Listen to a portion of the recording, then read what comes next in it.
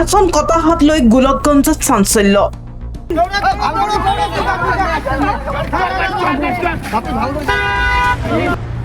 জ্যেষ্ঠ ভাতৃক বচাবলৈ গৈ হাত হেৰুৱালে কনিষ্ঠই। ডেগাৰেৰে ঘপিয়াই ছেট কৰিলে অংগ।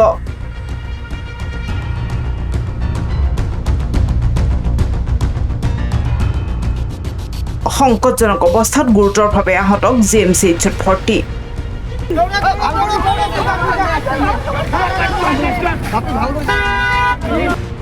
গোলকগঞ্জৰ কমলাঝাৰত সংঘটিত হৈছে এই ভয়ংকৰ ঘটনা।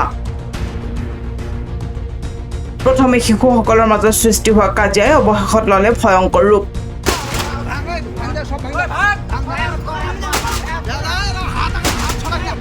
প্ৰথমে শিশুসকলৰ মাজত সংঘটিত হোৱা কাজিয়াক লৈ অভিভাৱকৰ মাজত লাগিল মাৰপিট। মইনুল হকৰ নেতৃত্বত হৈছিল সংঘাত। টাট্টু, টেম্পো, ৰছিদুল, জাহিদুল, সালোৱাৰ, সামিনা, আমিনা আৰু মমুনাই দা কুঠাৰেৰে আক্ৰমণ কৰিছিল অইন পক্ষক।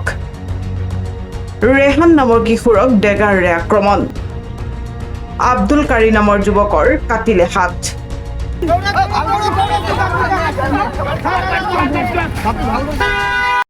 যোৱাকালি আমাৰ কমলাঝাৰ গ্ৰামত ৰাতি আনুমানিক 11টামান বজাত ইয়াত মাৰপিট হয়, কাজিয়া হয়। আৰু সেই কাজিয়াত মানে আমাৰ এই অঞ্চলৰ ৰেহান হক ক্লাছ 9ত অধ্যয়ন কৰি আছে। ই মানে এই কাজিয়াখন চাব গৈছে, ভিৰৰ মাজত আছিল। টেম্পু, টাট্টু সিহঁতে মানে ডেগাৰেৰে মানে ঘপিয়াই তাৰ মানে ৰেহান হকৰ হাতখন পেলাই দিছে। উল্লেখ্য যে আটাইকেইজনক প্ৰথম অৱস্থাত ধুবুৰী চিকিৎসা মহাবিদ্যালয়লৈ নিয়া হয় যদিও অৱশেষত সংকটজনক অৱস্থাত GMCHলৈ প্ৰেৰণ কৰা হয় কেইবাজনকো। আৰক্ষীয়ে গ্ৰেপ্তাৰ কৰিছে অভিযুক্ত মইনুল হকক।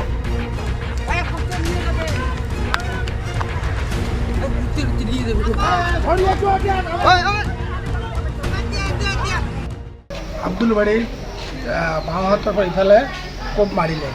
সিহঁতে গুৱাহাটীত এতিয়া এডমিশ্যন হৈ আছে।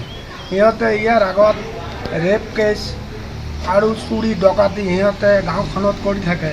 ইয়াৰ আগত সিহঁতে গোলগঞ্জ থানাৰ পৰা সিহঁতে পলাইছিলে। বাট সিহঁতে আমি প্ৰশাসনক অনুৰোধ কৰোঁ যে দয়া কৰি ইহঁতৰ যেন বিবিধ ব্যৱস্থা লয়। গোলকগঞ্জৰ পৰা আলতাফ হুছেইনৰ ৰিপৰ্ট, প্ৰথম খবৰ।